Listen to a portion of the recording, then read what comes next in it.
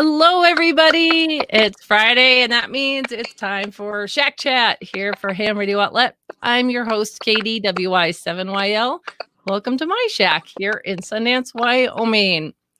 I am so pleased to see you guys here. If you're watching after the fact, then thank you so much for taking time out of your day and spending it with us here. And I'm really excited for today's topic. And my guest, I'm really this past week after last week's Shack Chat. See, I can't even pronounce my own show sometimes. Last week after Shack Chat, which was a lot of fun with Mick from Comet. So if you guys didn't catch it, go back and catch it on the replay.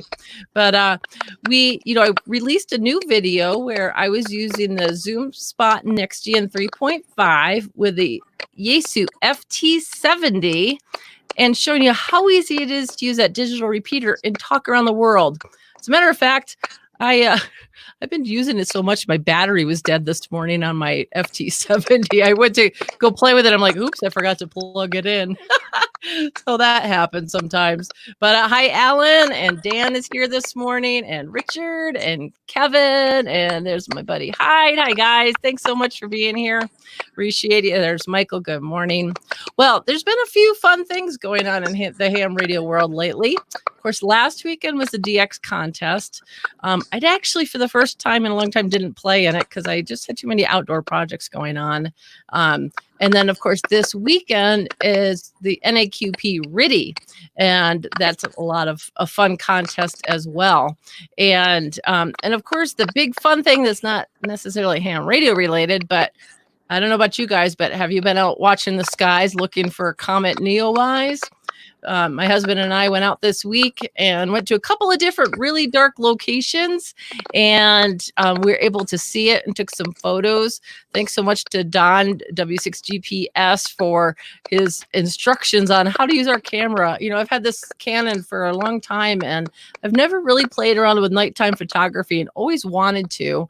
And so this week we finally embarked on it and actually captured some good shots. I'll be sharing those on Facebook later on, but I hope you guys, if you're having the opportunity to check it out, you do, because it's only, I think, visible for another week or so. And there's my buddies, Greg and Judy. Hi, guys. Nice to have you join us.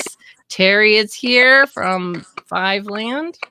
And Arjun is here, one of our DX visitors, and our regular Raynaud. Hi, Ray, out in... Oh, it just passed 7:30 p.m. Well, thanks for being here this evening. Oh, and the Netherlands is here now. It's always fun to see all the DX joining us. Okay, so, last week after the show, I was starting to say, and then interrupted myself. Oh, wait, one more DX. We got Bangladesh here today. Hi, Anwar. Nice to see you. Thanks so much for being here. And Matt. Hi, Matt. Okay, let me get back to the things. I get so excited to see everybody joining in. I always like to just say hello to everybody and appreciate that you're here and watching our show. So last weekend after Shack Chat was over, I released a new video on our YouTube channel, and it was all about using the Nextion 3.5 with my Yaesu FT70. Now, I consider myself reasonably techie, but not super so, and I really was clueless about using digital hotspots. It was something totally new for me. But if you check out the video I made last week, I actually show how easy it was. I was really super surprised. I used it again with the FT70, and I've been able to talk all over. And also our friend Josh, KI6NAZ, the Ham Radio Crash Course, also put out a video. His was just a little bit different, talking about a few other features. So I thought, okay, we're filling the world with ZUMspot stuff, but I think it'd be more interesting. Let's find out how it all came about from the man himself, Jim, KI6CUM. Good. Hello, Jim. Welcome to the show. Good morning, everybody. Or I guess good afternoon or evening to some of you. Yeah. Yeah. With worldwide viewers, we hit, I think, all of the time zones. Oops. I almost pulled my headphones out there. Well, here we go. So we've got a few folks we got Maryland popping in, Missouri. I did see, if you guys have questions for Jim as we go along, please do post them in the comment section, and we'll do our best to get to them. I saw one right at the beginning. And James was asking, does it cross mode Yaesu System Fusion and D-Star? And we'll come back to questions like that after we talk about some of the nitty gritty stuff. But so Jim, welcome to the show. I'm so happy to have you join us. We get to see you periodically at some of the Ham Fest, but of course, this year, the only thing we've been to is Hamcation, and everything else has not been happening, unfortunately. And it's been a difficult year for all the hams, and especially folks that make things like you, I would assume. Yeah, I'm disappointed we didn't have Dayton this year. It was yeah, great it's to always show off new things, and I spend 3 days just talking to people, hearing from them. What do they like? What do they don't like? What features they want to add? People who've met me at the shows know I keep a little pad of paper in my pocket, and everybody that comes by with an idea or a suggestion or a feature, it gets logged. We take the customers' feedback, and we take it back and listen and look at what they've said and make decisions about where we go on new products and new features. We really do listen to the customers. That's awesome. So why don't we start right at the beginning, though? How did you get involved in this world of digital hotspots, and what brought you to it? Well, I have show and tell here a few things. Oops. This is what started me originally, which is my 80AD D-Star radio. I bought it used, 2009 maybe. I had no idea what the hell I was doing with D-Star and digital modes. But it got me interested. And then I've got some slides there. Maybe that first one, if you want to bring that up. There's some show and tell here too on slides. Hey, there's a comment. All right, there we go. Oh, did we see it? Did you see a comment there? Yeah, a comment. Now we got the. So, okay. So my interest in D-Star started at the technical level. Started back in 2009, 2010, and I started looking at some of the things that people had done, like what Satoshi in Japan had done, and some of the other documentation. And that led me to do a little AMBE 2000 dongle for fun, kind of like the DV dongle. We never made more than one. I don't know where it is anymore, which is too bad. What is could you, for those of us that aren't fluent in this stuff, what does the AMBE stand for? Is that an acronym? AMBE is an abbreviation that stands for Advanced Multiband Excitation, which is the name that's given to the audio compression technology that D-Star uses in its sister versions that are used in DMR Fusion, P25, Nextion, and so on. All originally done based on the research at MIT, and then spun off to the company DVSI. Very cool. And then I wanted to start doing my own hotspot with some what I would call real radios. So in 2011, I found the same chip that was used in the D-Star radios for the modulation, and dug out one of my Arduino boards and did some experimentation and realized that I think we could make that work to do a hotspot. And then a couple years later, you can see that first RF hotspot there, which came out of some development that Hoos Van Doren of DV Mega fame and I did in development way back when. He eventually turned that into his commercial and DV Mega product, and it's been successful for him, and he's been a big contributor to the various open source projects as well.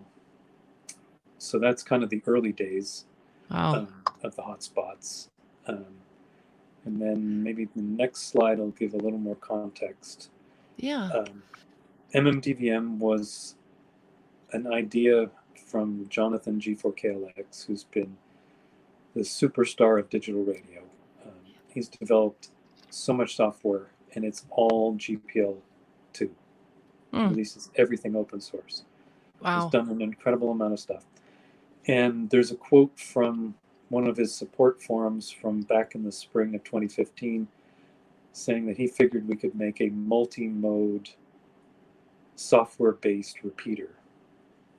And he and I chatted about things, and I declined to participate because I wasn't thinking it was going to be very successful. And then I slept on it for a couple days, and we chatted some more, and I dug through my junk box and prototyped up the hardware for the first MMDVM stuff, shipped it to Jonathan in the UK, and about a week later we had the first 2 MMDVM D-Star repeaters up and running, one here in the US and one in the UK. Wow. And was the start. There's now, last time I looked, there was something crazy, like 5,000 MMDVM based hotspots hooked into the Brandmeister network. Wow. There's many thousands of people in the support forums, all very supportive, and it's rare that you can post a question and not have it answered by somebody within just a few minutes, usually within a day. I've noticed that also. Yeah, so it's been awesome in the way that the community has come around this open source project. And there's probably one more slide there that. Yeah, let me go back to that. I'm just trying to figure out which one was that. Oh, sorry. Let me finish on this one here. Yeah, please do. I cannot do my slide talks without talking about Andy. Right. He's down in Chile. He is the other superstar rock star of MMDVM. He's produced so much top-notch quality code, especially at the firmware level. We don't have MMDVM without Jonathan, and we really don't have MMDVM without Andy. Wow.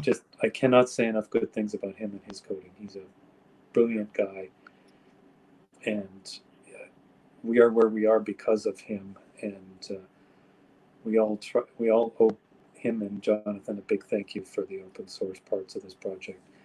And one of the nice things that comes about the open source is that if someone has a bug, sometimes the person reports the bug, finds the bug in the source code, and contributes back the fix. Oh, neat. Before the original developer even knows there was a bug. So that's awesome. And you've got all these people contributing.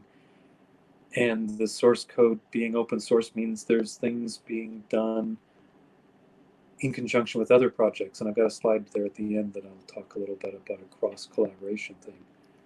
Great. And that's where MMDVM really started. It was done as a open source thing, and it's just continued to grow. And we just keep adding new modes, new features, and it hasn't stalled. Right. And that's something that you sometimes see with other projects where you have a ham contribute like gangbusters for a while and get burnt out, and then that's it. And we've been very lucky with that. And my screen just went into screensaver mode. And it's been great that you've got enough people who are motivated and interested. Yeah, I certainly am new to it, and I find it really it's interesting, and it's a new way to do things. And now you live in California. Did you just not have any digital repeaters near you to dive into, and that kind of was a bit of an impetus? Or what made you say, all right, I got this radio, now what? You'd be surprised to know that when I got the radio, I thought it was broken. Oh, really? And I took it back to HRO and said, I can't hit any of the repeaters nearby. And they reprogrammed it, and we did get into one repeater and said it's okay. But I had no digital repeaters that I could hit from my house with my new HD. Even today, and I live in the city of San Diego, inside the city limits of San Diego, I can hit one analog repeater on a hilltop and one DMR repeater, and that's it for my house. Wow. There's nothing else I can.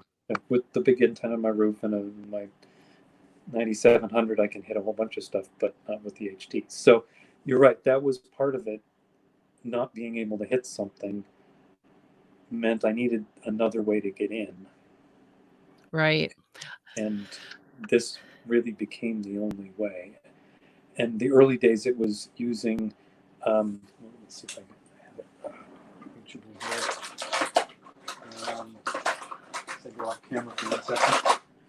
I think it's time for show and tell, gang. Yeah, more. It's the old All right. blue DV dongle. I don't use All it right. much anymore, but I used it a lot. You have to give Robin and Mo a lot of credit for the Right. work they did to develop these guys. Right. They had to learn a lot of things about D-Star and Ambi and all the other stuff to get that working. And Right. they deserve an incredible amount of credit. And that solved my problem when I was at home, and at least my laptop and then would let me talk. Right.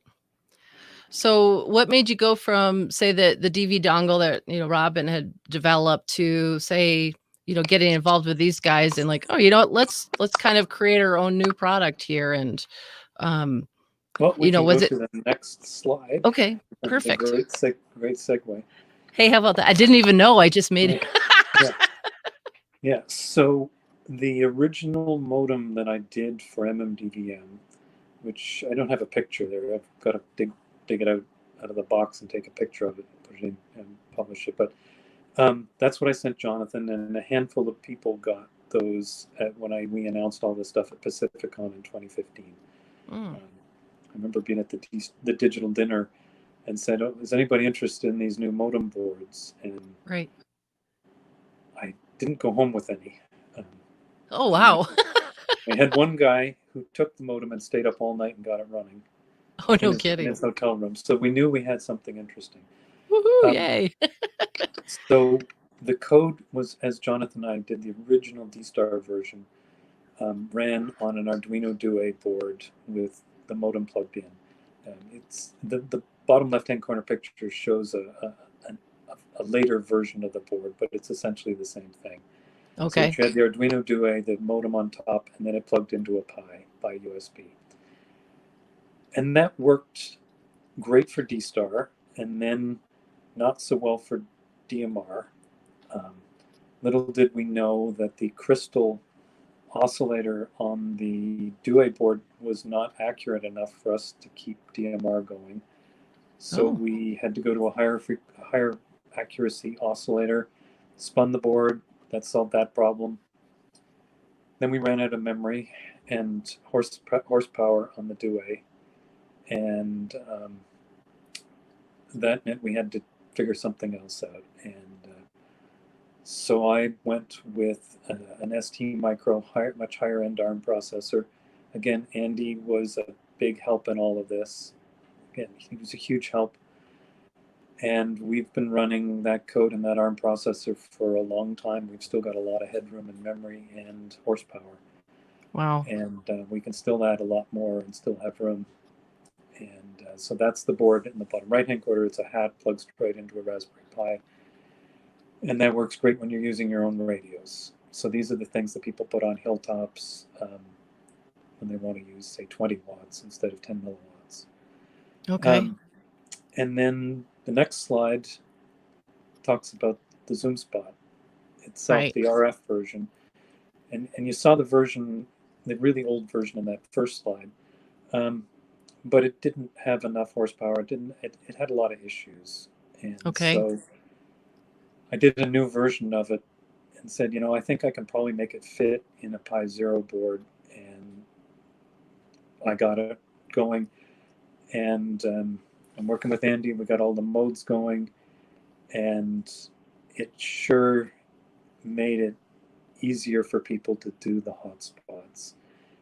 And the great part was that because it was a sister project to the MMDVM main project of Jonathan's, it meant that when a new mode like P25 or an XDN got added on the main MMDVM project, it was a weekend's worth of work to get it added into the firmware for the ZUMspot. And boom, boom, boom, the features got added almost in parallel. And so they've been running in parallel all the time. So any really new features on one get carried forward. Because the processor on the ZUMspot board is a sister processor from the same manufacturer as the MMDVM board, code changes for one go much more easily to the other. Interesting. And the original boards, the people clamored for way back when, and I know we had supply problems. because no one anticipated how popular they would be. Right. It's a good problem to have. Well, it is, except it makes people unhappy when they want one. Right. Someone who I still don't know who it was. Hey, a gator checking in. That's awesome. Someone who I still don't know who it was added in the code for the monochrome OLED screen. Somebody thought it would be neat. They added it in. It became available to everybody, and from a hardware perspective, it was really just making footprints for the board and getting the wires connected to the right pins. It was magic, and it was someone else's contribution. And then not long after that, Jonathan got real interested in the Nextion displays. A few other people contributed, and there's a whole Facebook group of people who share templates for those screens. Right. And that Chris just brought up a question here. I'll pull up, and he's asking if we had the ZUMspot with a bigger screen. Well, yeah, and that's this picture we're showing here. Like, for example, this is the previous version. Oops. Yeah. And you've got the new ones. This is the 3.5-inch screen. It's right. The color and here's screen that's based on the Nextion.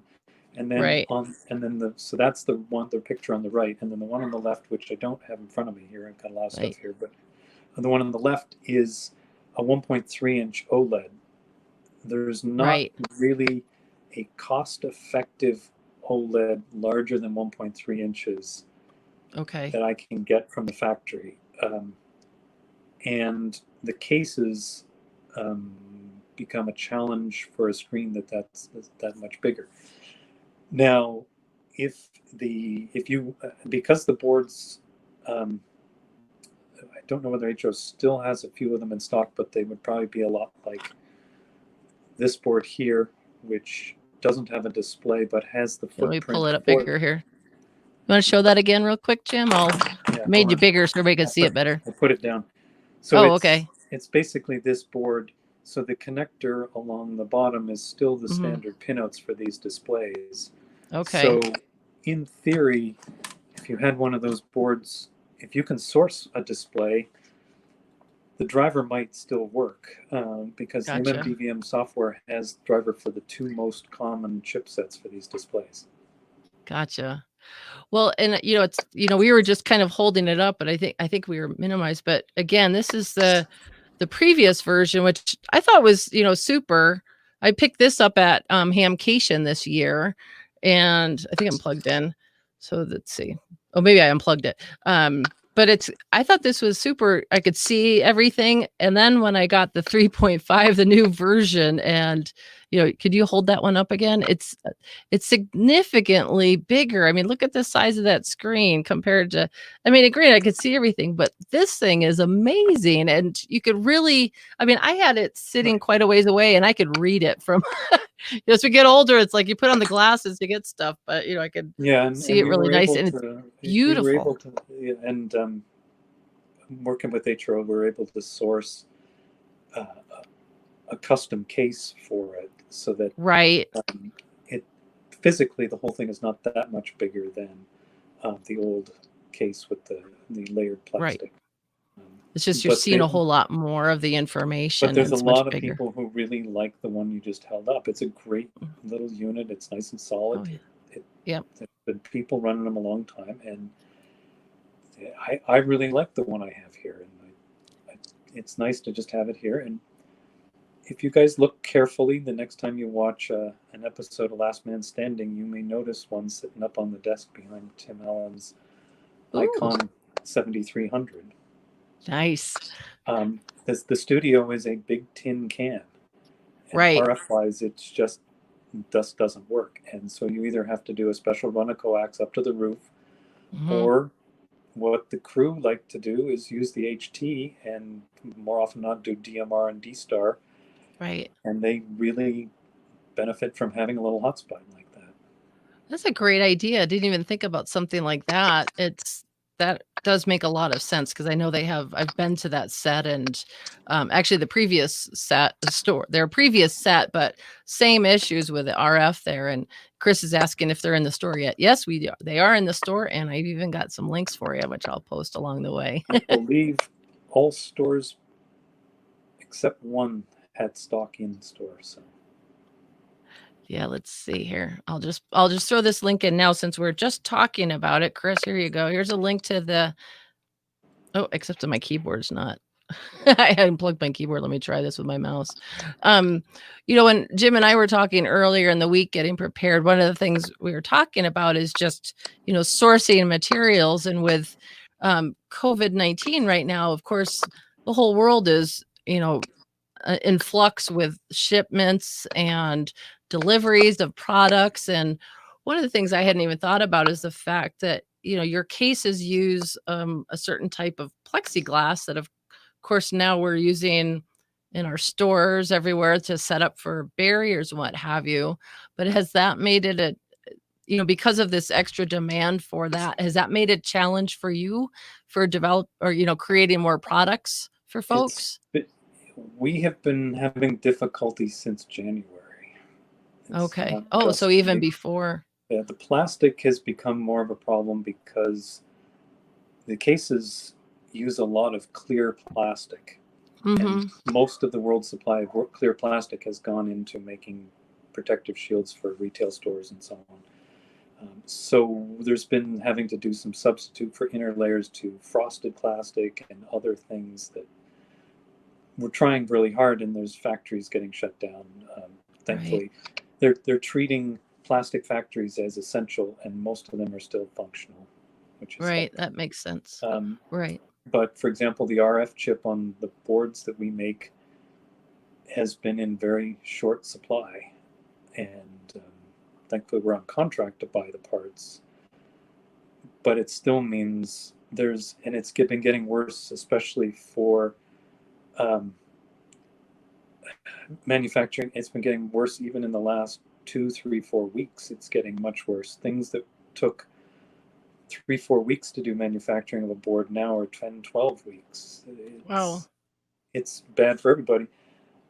I don't need to remind people about how many have been waiting to get their ICOM 705. Right. And it's the same kind of issue with supply problems for ICOM and all the manufacturers. I'm still kind of looking forward to my 705 and some of the other things.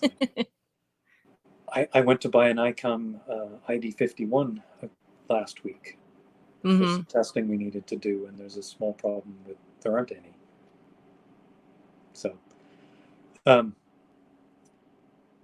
hopefully that will get resolved sooner as opposed to later, but it's a problem for everybody. Right. And it's not just some parts we buy domestically, and some parts are single source, and we buy them from all over the world wherever they are. Right, exactly.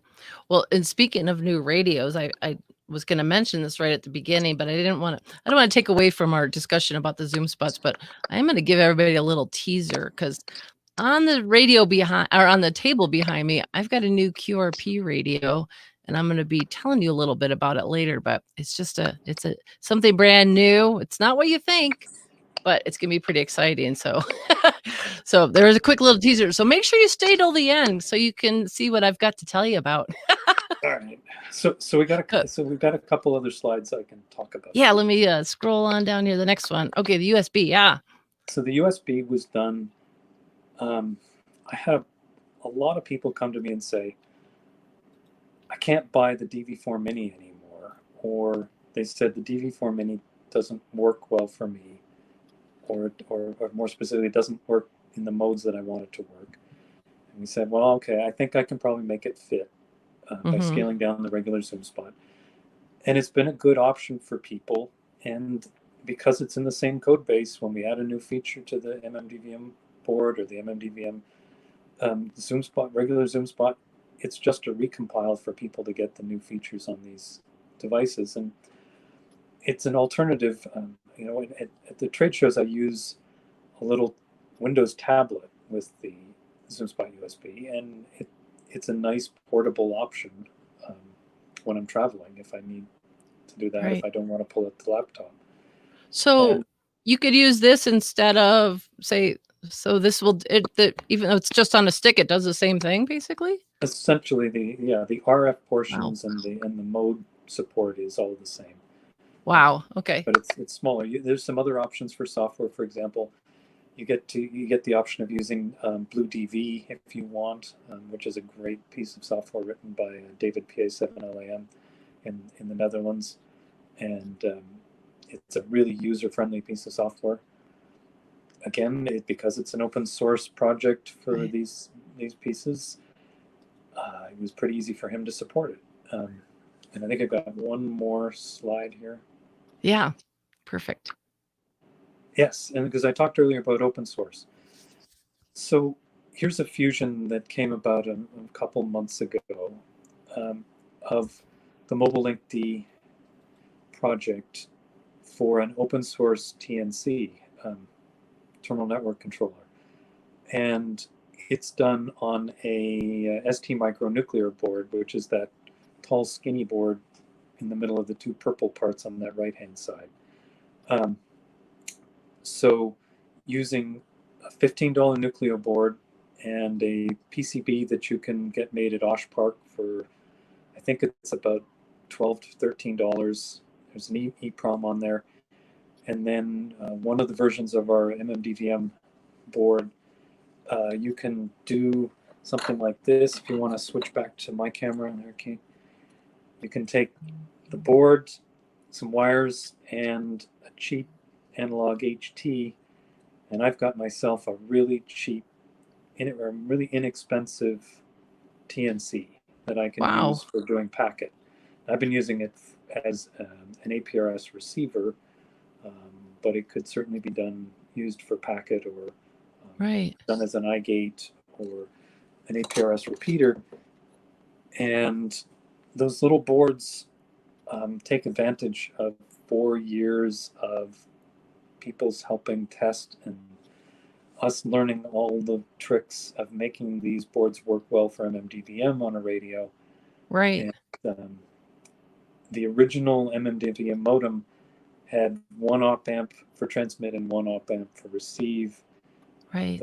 The analog filters have grown and developed and have improved immensely since then, and now we've got 8 op amps, 4 in each direction. So the filters have greatly improved, and so we've learned a lot, and that helps make a cleaner signal. And I'll do the HRO sales pitch here, that those MMDVM Nucleo boards, that white board on the left, I believe are on for only $34.99. Right. And I've got a link on that. I was going to say what a great price to be able to just dive into it and get your introduction and start playing around with it. Right. And the great thing is about this MobileLink-D project is that's all open source as well. And there's a great community of people supporting it there, and bug fixes, and people testing with various software packages like Yak and other APRS-based projects. And there's a great support group there. And it became a real simple little project here to merge 2 completely open source programs into a whole new, or at least a new version of the boards and so on. And it's how many people remember buying the Cantronics boxes? Sure. They're a lot of money. We still use them at the high school where I mentor, and the firmware still has the same bug in there that's been there for forever, that we haven't been able to get a workaround, and so we just have to do the best we can. When school gets back in session, they'll get a new one of these instead to replace it. There you go. Chris is asking. The Cantronic were not cheap, and they were great at the time, but things have changed, and it's been fun to see all the improvements in technology and sharing. Right. Well, I love the idea of it being open source also, because that's, like you said, you've got this huge community built around it, and everyone's helping everyone out, and it's not like a my way or the highway, that let's find a solution and help everybody get on the air and enjoy ham radio through this different mode. It's really amazing. I initially kind of was like, oh, what do I want to do that for? But now that I've got a taste of it, I'm like, this is like the greatest thing since sliced bread. Yeah, well, there are a lot of people who are DXers, and that if it doesn't go over the airwaves, it doesn't count, and that's Right. fine. If that's your thing, that's awesome. Right. But if you want to work a digital mode, and I've got friends that I will talk to in certain repeaters on D-Star, and I don't get on the radio as much as I'd like to or should, but I just connect up, and if the conditions aren't right, I can still connect up. I Right. miss the days where I could come home right around gray line time and turn on the radio and talk to Japan or Australia or New Zealand on 10 meters. I haven't been able to do that in a long time. I miss that, but yeah, the digital modes fill in that gap. right. And then we got one last thing We there to do. bring up, which is the web page. Oh yeah. If you've got that. Because we're segueing into that just from the high school that I help mentor. Right. And it's sad to say that I help mentor at the sole remaining amateur radio club in a high school in San Diego County. Okay. We'll plug that link in here after. I didn't get that before the show started. I apologize. Yeah, that's fine.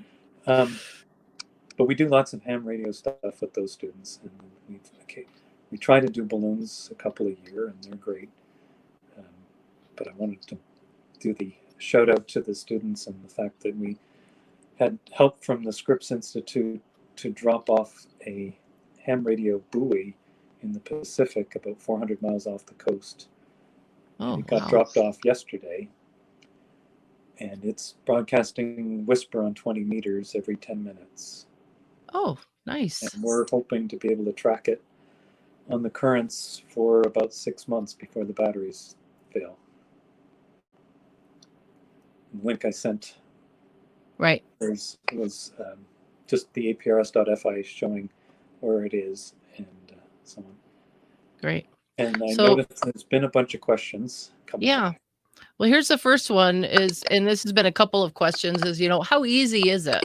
And again, I put a video out on our YouTube page last week about, going through the setup, but since we have the man who made it, we'll let you tell everybody how easy it is. So the software, MMDVM is the base part that everybody seems to use. And then a number of people have added on user interfaces.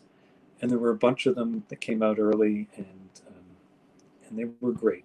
And one called PyStar has really been the one that most people have latched onto. And it's really simple. Now, I have it under good authority that Andy is releasing a new version of PyStar this weekend. With some more changes and some fixes, which is helpful. But essentially what we've done to try to make it easy, and Andy has been a great help. And again, it's a different Andy than Chile Andy, it's UK Andy. And again, you notice everybody's worldwide on this project. There's Sean in China that comes up and helps, and there are people everywhere. Anyway, what I'm saying about PyStar is that the way it's been set up now, and we're working on getting, as soon as we get the new release from Andy, we'll get them cleaned up, and we'll get links on all of this download on the HRO pages early next week, is that there's an image that you can download that you flash onto your SD card. And then we've now got pre-configured files for each of the boards or the displays that you just copy onto the SD card that you get from the PyStar website. The first time you boot it up, it pulls in all of those configurations, all of that for you automatically. It sets up the modem for the kind of board you've got, the kind of display, the resolutions, all of those things, orientation. It's got all of those set up for you automatically.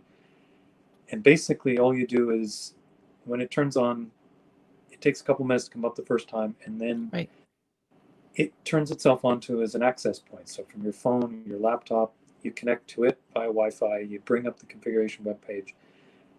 And to get going, the basics that you need to enter in are your call sign, your DMR ID if you're going to be using one of the modes that require that, the mode you want to use, and the frequency that you want to use for your radio.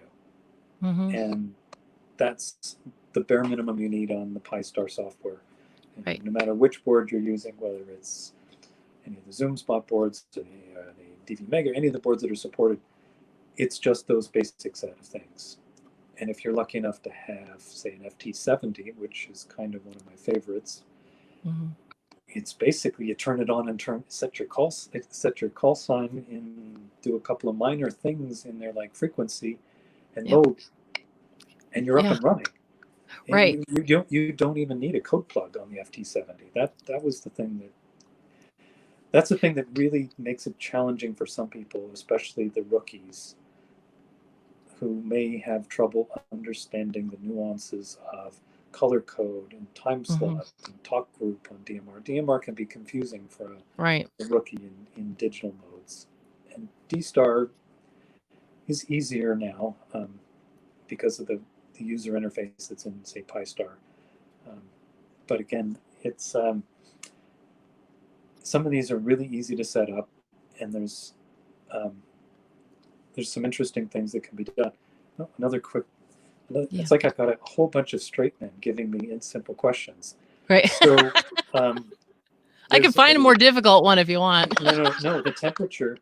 If you're interested in temperature, we did a temperature study on these boards a while ago. And I posted the results on the Zoom Radio Instagram page. And basically, we got the infrared camera out and measured temperature of what they're doing. And what we learned was that people really don't end up needing a fan for these boards. If they were using a Pi 4 or a 3B Plus board, and you can tell those are the Pis because they have the metal cans on the chips as a way of getting the thermal transfer out. You can overheat with those boards. So we recommend people use a Pi 0 or a 3B board, and we really don't have a whole lot of issues for heat. For the people who are using the MMDVM Pi board, we don't really have a case for those. I just use one from Amazon. I put a fan in there. I use one with a fan because these typically end up going in the, kind of turn my chair all the way out of the frame here. If they're going on the hilltops in those cinder block buildings with no air and no temperature and heat control, especially in the summer and places like the Southwest, a fan's more important. So yes, we recommend a fan in those cases, but have a look at the camera shots. Well done. 140 is pretty hot too, but it should be. I don't think I'd want to do anything if it's 140 degrees. So we did the testing and we looked at the temperatures with the infrared camera, and you may find it interesting to look at the numbers of what we found for how hot the processor goes. The ZUMspot itself, the processor is, you can barely measure any temperature change when it's running, and the same with the RF chip. Running by themselves, they just seem to generate no heat. The RF chip's only putting out 10 milliwatts, so it's not really a whole lot of power there. Okay, I got a ringer in here for you. You ready? Here it comes. Guess what radio I've been plugging all along for the show here. So there's N9JA from ICOM is in here asking what Jim's favorite mode is. That's why I said it's a ringer. Thanks, Ray. Ray and I've had this conversation many times, and D-Star has been my preferred mode since the very beginning. And I showed, for Ray's benefit, this is still my preferred radio for doing all my testing. I can do all of the stuff from the keypad on the front. I can change modes, I can link, I can unlink, I can do all that stuff. It's simple. And when I did the first ZUMspot, it was D-Star based. I knew, I've forgotten most of it now, but at the time, I knew where every bit went and why it was there for D-Star. And that helped when I was doing development because I could understand it at the lowest level. And I still like D-Star, and it makes more sense to me than DMR. Well, DMR I'm still figuring out, and it's I think of it as my when I feel like I need to work my brain a little bit harder and solve a problem, then I play around with that a bit. Ray says he just got here. Okay. Yeah. And the thing is, for the modes, because we're doing a lot of teaching of the students, I see firsthand what clicks and what doesn't. Right.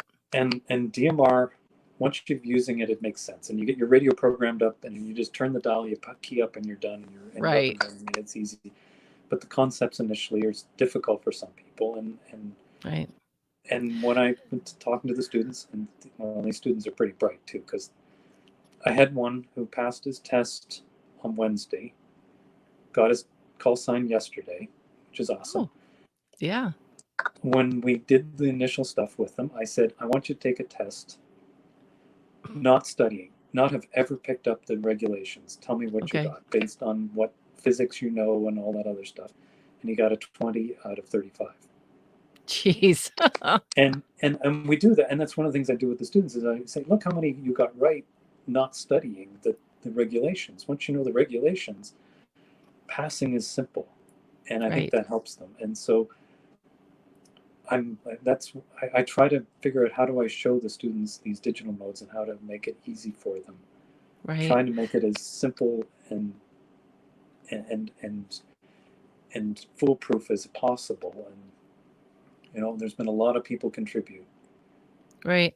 So WJ6F has posted in here a couple questions. He's been having issues with getting set up on his Wi-Fi.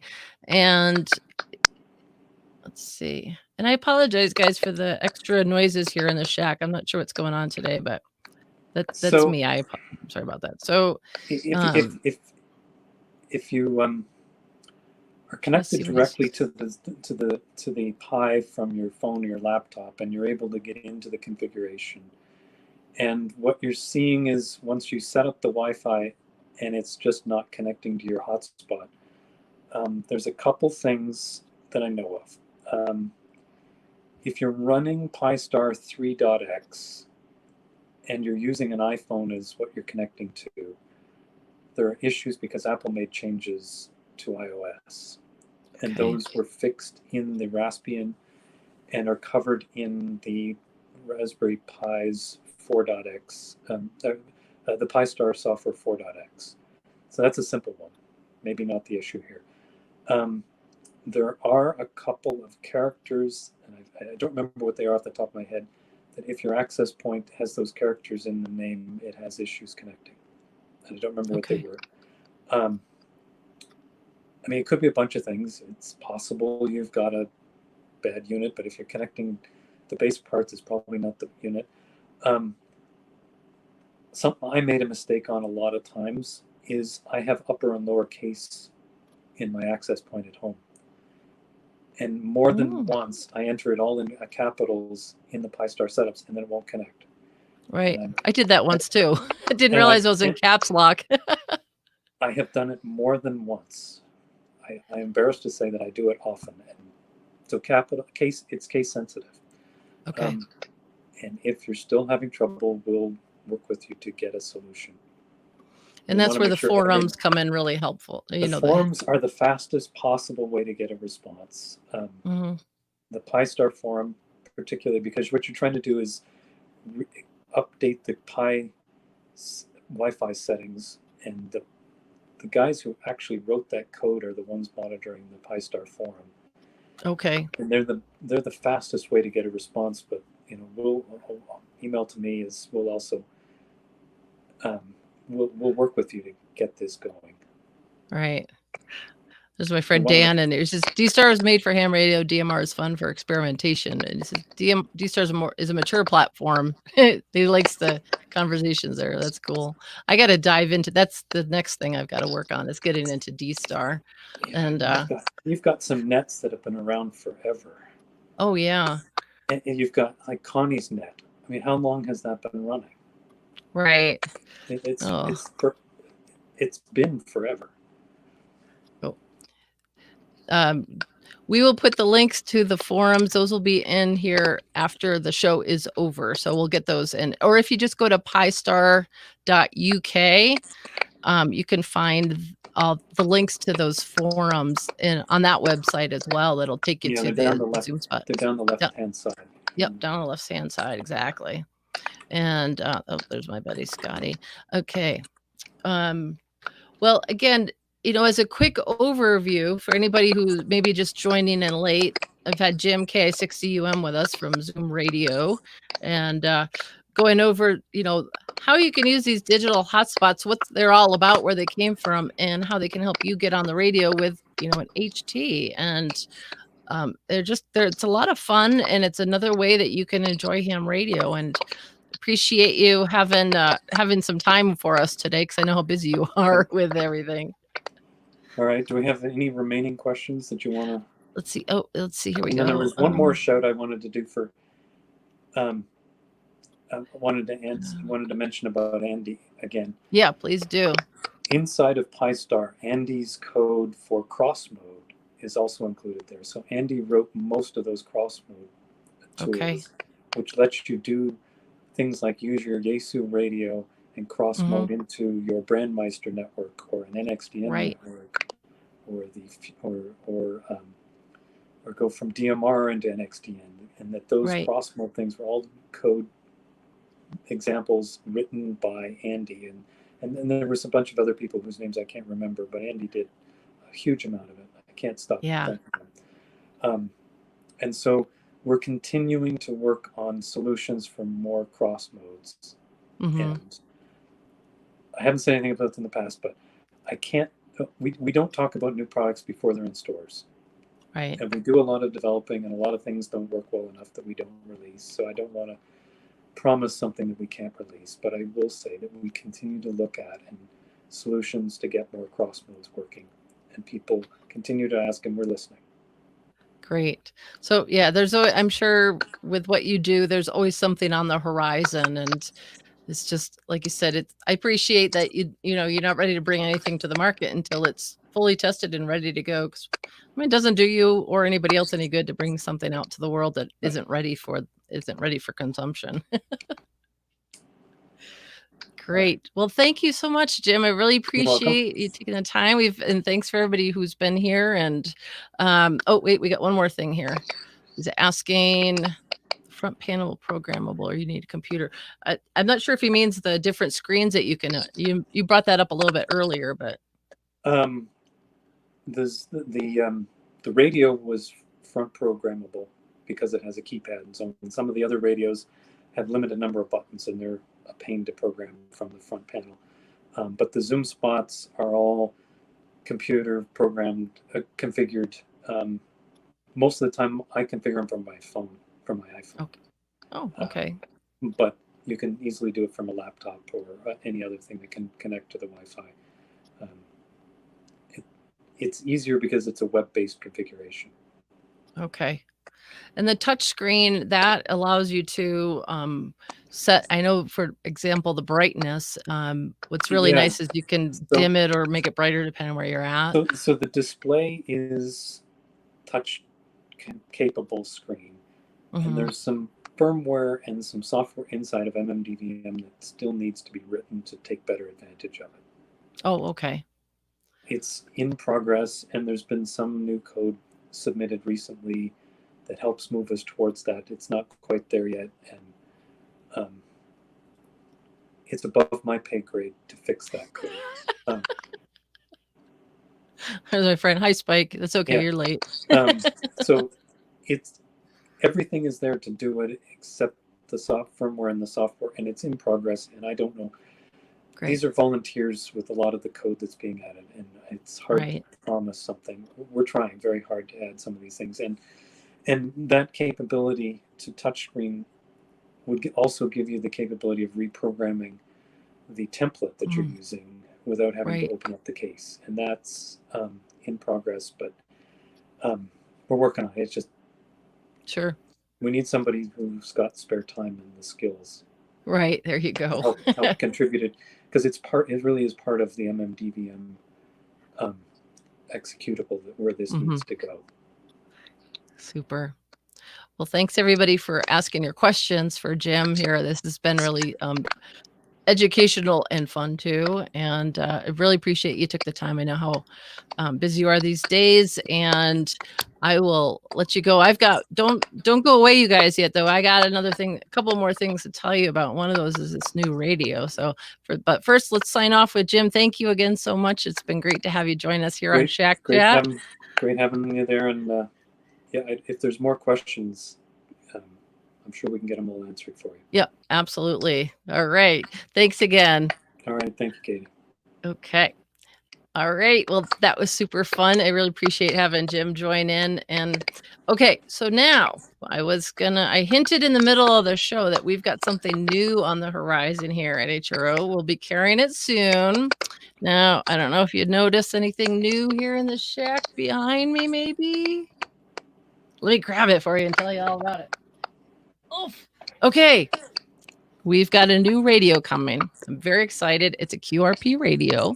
Now, it's not the new 705. We all know that's coming one of these days. But let me tell you about that. Let me move my microphone here a little bit. Okay. So this is the Lab 599 Explorer. And it powers up nice with a bio battery, which I've got sitting back there as well. Now, one thing that's really nice, this has got the screen here. Oops, sorry about the glare from the computer, but there we go. That's what I wanted. The screen is super nice to read. I was playing with it outdoors in the sun with no clouds and what have you. And I tell you what, I still could read everything really super well. And it's this thing. Oops, sorry, I hit the wrong button. I see the chat there. Okay, so check this out. This is going to be super nice. Look how thin this is. Oops, let me go. There we go. Okay, all of your connectors are here on the sides. Super easy, lightweight. This thing is, I tell you what, it's dust and water resistant. Now, it doesn't mean go drop it in a lake, but, there's still some, water resistant features. This thing is built like a Russian tank, I tell you, probably because it's built in Russia. That's where this is coming from. We're really excited about it. Now, oops, sorry, I had it upside down on you. Our friend Josh, KI6NAZ at Ham Radio Crash Course, is also getting his hands on this and putting together a review. So that will be coming out soon, hopefully. And Josh will have a lot of details on using this radio and taking it out in the field. And you've probably seen some of his other videos. He likes to go portable. And I know he's really excited about taking this new discovery out into the field with him. And let's see. Spike, I gotta grab these comments because they're kind of funny. Ooh, it's so cute. And Andy says he's been looking at this. So this will be carried here at HRO very soon. We're really super excited about it. So I wanted you guys to be the first ones to know about it. So see what happens when you watch me on Shack Chat on Fridays. You get the news about all the goodies that are coming up. All right. Well, thanks so much, everybody, for joining me again here on Friday, July 17th for the HRO Shack Chat. If you're watching after the fact and you're still watching, thanks for hanging in there. Appreciate your support. And as I mentioned earlier in the show, using your ZUMspot with, say, the Yaesu FT 70 or any other handheld, it really is super easy. Now, I'm somewhat technically proficient, but the world of digital hotspots really is truly totally new for me. And I was, when I first looked at it, I go, I'm not really sure I'm going to figure this out. But I tell you what, it actually was pretty super easy. Once you plug it in, you find your Wi-Fi, you configure it using the Pi-Star website. Oh my gosh. And then on the radio, you just have to make sure that you have a matching UHF frequency. So you set your frequency on the radio and the frequency on your ZUMspot to be the same. You put your radio in digital mode and you are on the road to having some fun. And again, last week I put out a video on that here on YouTube, and I'll just throw another quick link in here for you guys. Go back and check it out. So if you're wondering about how easy it is to actually do this, I tell you what, again, not a digital radio proficient girl here, but I figured it out and I tell you what, like I said at the beginning of the show, excuse me, I killed the battery on my radio because I've been playing with it so much. I forgot to plug myself in. Let me grab a quick swig of water here. So with that, so check out that video and also check out Josh's on Ham Radio Crash Course. He's got some additional information. You know, we kind of tend to talk about a few different things and along the way, and again, stay tuned to our YouTube channel. You know, if you're watching on YouTube, don't forget to hit that subscribe button down there. And of course, sharing is caring. So share this video with your friends, share them with your ham clubs, share them with anybody you know, and appreciate everyone's time so much. Have a great weekend. I'm Katie, WY7YL for Ham Radio Outlet, saying 73, and stay radioactive. Bye-bye, everyone.